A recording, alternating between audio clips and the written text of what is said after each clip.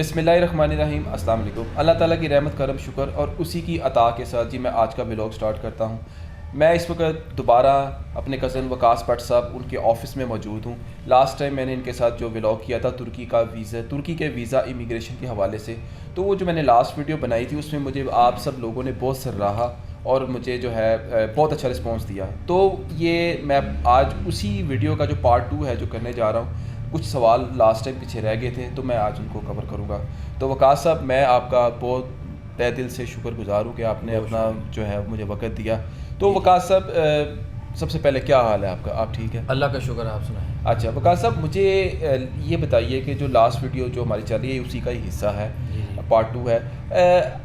बहुत सारे व्यूवर्स मुझसे ये पूछ रहे हैं कि जो तुर्की में जो स्टूडेंट्स, पाकिस्तानी स्टूडेंट्स, लड़के और लड़कियाँ जो स्टडी वीज़ा के लिए जाना चाहते हैं, वो एक तो स्टडी वीज़ा की भी रिक्वायरमेंट बता दीजिए, और दूसरा जो लोग वहाँ पर पढ़ने के लिए जाते हैं, कोई भी कोर्स करने के लिए, जो पाकिस्तानी स्टूडेंट्स, ख़ासतौर पर लड़के या लड़कियाँ भी आप कह लें, तो बच्चियों के हवाले से क्या ये तुर्की की जो मुल्क है सेफ़ है? और दूसरा ये बताइए कि क्या उधर पार्ट टाइम जॉब कर सकते हैं कि नहीं कर सकते? अगर कर सकते हैं तो कितने के सर्वाइवल हो जाता है? जैसे कि निशान साहब, आपने एक क्वेश्चन में काफ़ी सारी चीज़ें पूछी हैं, तो मैं उसमें थोड़ा थोड़ा साथ साथ इसको बताता जाता हूँ। पहले ये कि पाकिस्तान में काफ़ी ज़्यादा आपको पता है कि सिचुएशन ऐसी चल रही है कि जो यंगस्टर हैं वो चाहते हैं कि यहाँ से हम मूव कर दें आउट ऑफ कंट्री।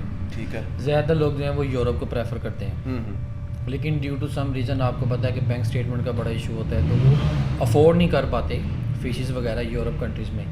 अच्छा, फिर उनको जब वो सर्च करते हैं तो उनको जो है उनके मुकाबले में यानी पाकिस्तान से बेटर और यूरोप के नज़दीक जो अच्छा सा सिस्टम लगता है एजुकेशन का, वो तुर्की उनको लगता है। अच्छा, फिर उनको ये फ़ायदा है कि वो मुस्लिम कंट्री है, हलाल खाना मिल जाता है, तो वालदैन में थोड़ा सा सेटिस्फाई हो जाते हैं। ठीक है। अच्छा, ये कि आजकल जो मैंने देखा है ज़्यादातर तुर्की के अंदर, वो लड़कों की निस्बत जो गर्ल्स हैं वो ज़्यादा स्टडी वीज़े पर आ रही है। अच्छा, पाकिस्तान से? पाकिस्तान से कुछ जो है वो मास्टर प्रोग्राम में आ रहे हैं। अच्छा। कुछ MBBS के लिए आ रहे हैं उधर, और कुछ जो है वो इधर स्कॉलरशिप पर आ जाते हैं। और जो आपने पूछा इस हवाले से कि जी जॉब का क्या सीन है, जो पार्ट टाइम जॉब का, सबसे अहम तो बात ये है वही है, तुर्की में अलाउ नहीं है स्टूडेंट्स को। अच्छा। हाँ, वो काम नहीं कर सकते। कुछ स्पेसिफ़िक ऐसे कोर्स हैं बहुत ही हाई लेवल के जिनमें उनको थोड़ा सा अलाउ है पार्ट टाइम, वो जॉब कर सकते हैं। और वो भी ज़्यादातर उनको जॉब मिलती है जिनको थोड़ी बहुत तुर्किश लैंग्वेज आती हो, क्योंकि वहाँ इंग्लिश नहीं चलती।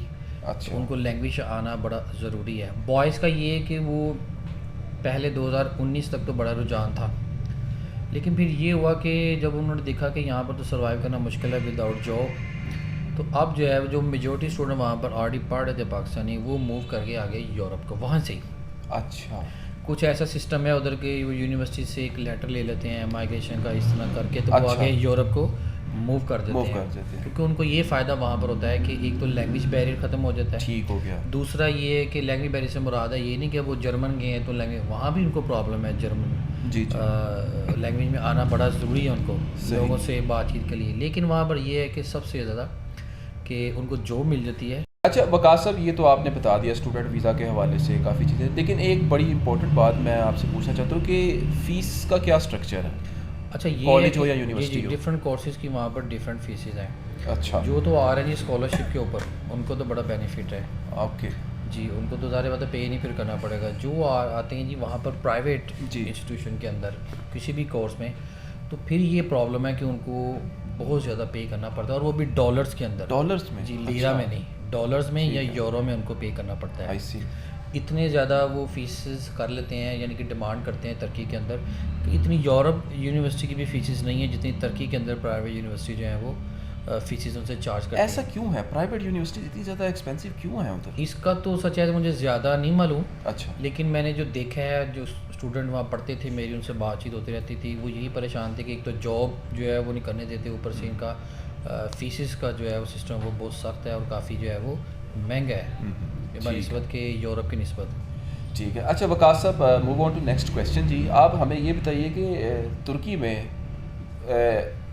प्रॉपर्टी ख़रीदने का क्या तरीक़ाकार है? जो काफ़ी हमारे जो बिजनेसमैन है वो वहाँ पर प्रॉपर्टी भी खरीदना चाहते हैं पाकिस्तान से, तरीकाकार क्या है उसका? तरीकाकार सेम है जैसे ऑल ओवर द वर्ल्ड होता है। अच्छा। अगर आप पहले विजिट वीज़ा पर जाते हैं या बिजनेस विजिट के ऊपर जाते हैं, जैसे भी आप जा रहे हैं तो आपको सबसे पहले वहाँ का रेजिडेंस कार्ड लेना होगा, जिसको हम TRC कहते हैं। जी। अच्छा, TRC दो तरह की हैं। एक तो TRC है जो आप प्रॉपर्टी बेस पे ले रहे हैं, एक TRC टूरिस्ट रेजिडेंस बेस पे ले रहे हैं। ठीक हो गया। जो प्रॉपर्टी वाली है उसमें ये होता है कि आप सर्च करते हैं इलाके को, इस्तांबुल है तो उसके कुछ जोन को सर्च करते हैं, या तुर्की किसी भी शहर में आप होते हैं तो सर्च करते हैं। ठीक है। आपको लेट्स सपोज कोई इलाका पसंद आ गया, मैं मिसाल देता हूँ, जैसे इस्तांबुल में बड़ा फेमस एरिया फातेह का इलाका, वहाँ उसने मुख्तलिफ छोटे छोटे जोन बने हुए हैं। ठीक हो गया। वो सर्च करता है, प्रॉपर्टी डीलर को साथ लेता है, उसको वो घर दिखाता है डिफरेंट, फिर वो मालिक के साथ निगोशिएट करता है, उनके साथ तय हो जाता है और वो उस प्रॉपर्टी को बाय करता है। तो वो उससे कोई रिक्वायरमेंट करता है कि आप मुझे जो है वो इसके असल डॉक्यूमेंट्स दिखाएं, वो दिखाता है। फिर वो कहता है कि मैं कंफर्म करना चाहता हूँ कि आया ये वाकई इसका मालिक है। तो उसके लिए फिर वो क्या करते हैं जी कि बैंक में जाते हैं, या डिफरेंट वहाँ कंपनीज बनी होती हैं जो इसकी एक्सपर्ट वैल्यू निकाल के देती हैं। एक्सपर्ट वैल्यू से मुराद है कि इसका असल मालिक कौन है, इसने इसके प्रॉपर्टी को कहीं बैंक से लोन तो नहीं लिया हुआ, इसकी जो दाएं बाएं जितनी भी ज़मीनें हैं उसका आज से 10 साल पहले क्या रेट था, 10 साल के बाद क्या होगा मार्केट वैल्यू, इसके मालिक कितने हैं, वो उसका ईच एंड एवरीथिंग उसका चेक करते हैं। क्या इसने जो फायर ब्रिगेड का या कंस्ट्रक्शन के हवाले से जो भी ज़रूरियात हैं जो गवर्नमेंट ने तय की हुई हैं, क्या ये इसने वो सारी पूरी की हुई हैं। तो वो बैंक से वो करवा दे, वो 1500 से 2000 लीरा आजकल उसकी फ़ीस लेते हैं, उसको एक्सपर्ट वैल्यू कहते हैं। अच्छा। वो निकाल के कट्ठा छट्टा उसका, यानी कि इसकी असल एक्चुअल प्राइस क्या है, जिसको हम यहाँ पाकिस्तान में कहते हैं DC रेट क्या है, DC रेट, इसको वो चेक करके बता देते हैं। फिर उसका ये फ़ायदा है कि वो निगोशिएट करने में आसानी होती है उस मालिक के साथ। लेट्स अगर वो कह रहा है कि 6 लाख लीरा मैं लूँगा और उसकी वैल्यू निकली है जी 4 लाख, अच्छा, तो फिर वो उसके साथ बारगेनिंग में ज़रा ईजी हो जाता है। सही। उसको पता चल जाता है कि इसने असल वैल्यू निकाल ली है। ये सीन है इस तरह। अच्छा, प्रॉपर्टी में भी दो हैं। अच्छा, एक जो है वो कोई जैसे एक मतलब लोकल सा एरिया, घर बने हुए, अपार्टमेंट बने हुए, एक है कोई कंपनी वो बनाती है एक छोटा सा जोन, जैसे आप पाकिस्तान में अपार्टमेंट टाउन है, बहरिया टाउन है, इस तरह के सेक्टर हैं, वहाँ भी ऐसा है। अच्छा, उनका रेट और होता है, जो बाहर है उनके रेट और हैं। अच्छा, में ये है कि अगर आप छोटी सी वो एक जोन है उसके अंदर कोई 5-6 बिल्डिंग बनी है और कोई 50-50 मंजिला फ्लैट है। अच्छा, बिल्डिंग है उसके अंदर डिफरेंट फ्लैट है, उसी के अंदर सारा उनको स्विमिंग पूल है, जिमिंग का सिस्टम है, सिक्योरिटी का सिस्टम है, अंदर ही पार्क बना हुआ है, ईच एंड एवरीथिंग फैसिलिटीज़ उनको जो है वहाँ पर मिलती हैं। वो काफ़ी महंगे होते हैं। हाँ आदमी जी। अच्छा वकास साहब, move on to next question. आप हमें ये बताइए हमारे व्यूवर्स को कि तुर्की में नेशनैलिटी हासिल करने के ज़राए कौन कौन से हैं? अच्छा जी, नेशनलिटी के एक तो ये है जी कि आप जैसे पूरी दुनिया में फेमस है कि आप वहाँ जाएं और वहाँ शादी करें, जी तो आपको वहाँ का पासपोर्ट मिल जाता है। ये तो यूनिवर्सल है। अब डिपेंड करता है 1 साल के बाद कोई कंट्री, 2 साल के बाद कोई 2.5-3 साल अंदर वो मिल जाती है बिल्कुल ऐसे ही, जो वहाँ जाके शादी करता है, चाहे वो लड़की है वहाँ किसी लड़के से करती है, या लड़का वहाँ किसी लड़के से शादी करता है तो उसको मिल जाता है पासपोर्ट। दूसरा ये है कि वहाँ पर लॉन्ग टर्म वो रहे। लेट्स सपोज अगर आप तुर्की की बात करें कि वहाँ नेशनलिटी का एक तो शादी हो गया, दूसरा ये कि जो उनके कानून के मुताबिक कम से कम आप वहाँ पर 8 साल आपने गुजारे 8 साल, तो फिर आपको जो है वो फर्दर आप एलिजिबल हो जाते हैं वहाँ पर नेशनलिटी अप्लाई करने के एलिजिबल है, मिलती नहीं है। अच्छा। और मैंने अभी तक किसी को वहाँ लेते हुए देखा भी नहीं है। तीसरा ये कि जो गवर्नमेंट की पॉलिसी है कि $2.5 लाख की प्रॉपर्टी आप वहाँ ख़रीदें। अच्छा। और एक्चुअल वैल्यू यानी कि $2.5 लाख बने, $2.5 लाख पूरे बने। अच्छा। तो वो आप उसकी रसीदें वगैरह साथ आप फाइल में सबमिट करते हैं, फिर उसको आके चेक करते हैं उसकी मार्केट वैल्यू प्रॉपर है $2.5 लाख की। अच्छा। तो फिर उसको जो है वो उसको नेशनलिटी वहाँ का फर्दर प्रोसेस होता है। वो भी कम से कहते हैं 6 माह, लेकिन कम से कम उसको साल के करीब लग जाता है। और $2.5 लाख तकरीबन पाकिस्तानी को 3.5 करोड़ या इससे ज़्यादा 4 करोड़ के आसपास आप कह सकते हैं। और वो भी 1 साल लग जाता है लेकिन 6 माह, लेकिन 6 नहीं ज़्यादा लग जाता उसमें टाइम। फिर ये कि आप $5 लाख उनकी पॉलिसी है कि आप 3 साल के लिए $5 लाख उनके बैंक में उन्होंने स्पेसिफिक कुछ किए हुए बैंक, इनके अंदर आप रखवा सकते हैं। बाउंड आपके होंगे वो पैसे। कितनी देर के लिए? 3 साल के लिए। 3 साल के लिए। और उसमें यह है कि 3 महीने के अंदर अंदर आपको टर्किश पासपोर्ट मिल जाता है विद फैमिली। ये विद फैमिली।